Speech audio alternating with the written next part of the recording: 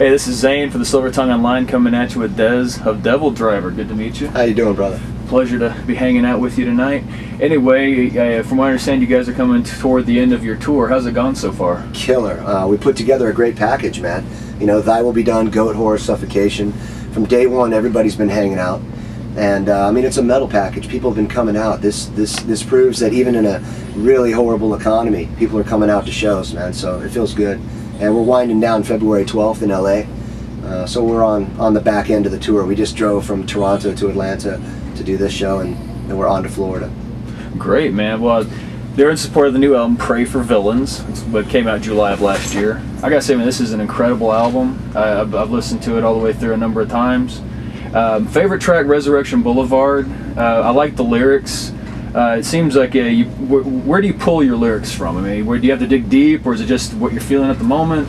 No, I mean, I dig deep, and it is what I'm feeling at the moment, but I think this is a different sort of record for me as far as, you know, I wrote kind of third-person storytelling, and I've never really done that. So I kind of wanted to break out of my normal writing about extremely personal stuff and, you know, a lot of religion and everything else, you know. This is just third-person storytelling, for a fact, yeah. So how does Devildriver approach writing the music?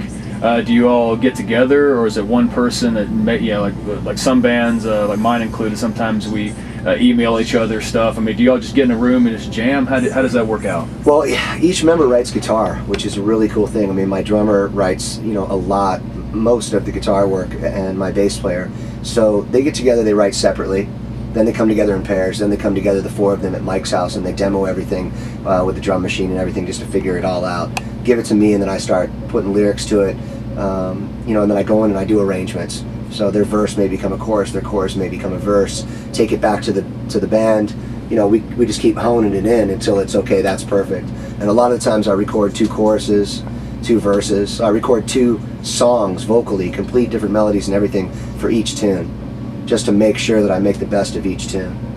Wow, that's really cool, man. Yeah. For the fans or for new fans, maybe who hasn't followed the band throughout their career, question about the symbol that we find on the inside of every one of your albums. Yeah. And did you design this, or was this your idea? Yeah, that's the Cross of Confusion. It's an ancient, age-old symbol, and we put our spin on it a little bit, but it means to, you know, question everything around you, which I think is appropriate. I mean, I have young children at home, and I raise them with a big sticker this big that says "Question Authority." So as you being a father and a husband, is your family really understanding? Does it create tension at home? How does that work out for you? No, I mean, I'm a lucky guy in that way, you know. I mean, my wife has the life of a sailor. I mean, when she met me, I was on the road.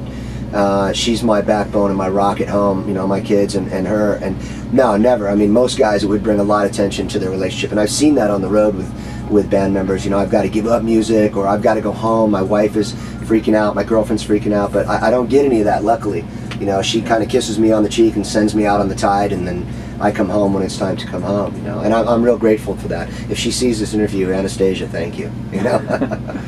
Yeah, it's really awesome to have an understanding family. I'm in a band myself, a local band called Halcyon Way, and a lot of us are committed relationships. I'm a dad, you know, and right I've been very blessed to have a wife who really gets what I do, and you know, kind of like you, kissing me on the cheek. She goes, "Come home alive," you know. Yeah. And then when I get home, my kids hate it. Yeah, of course. They hate Dad's music, but you know, it's to be expected. They're young. You know, look, if you're out on the road, you just stay. You know, I'm loyal as the day is long. You know, you just stay true to your woman and stay true to your beliefs, and go out and do what you do, and your family should back you.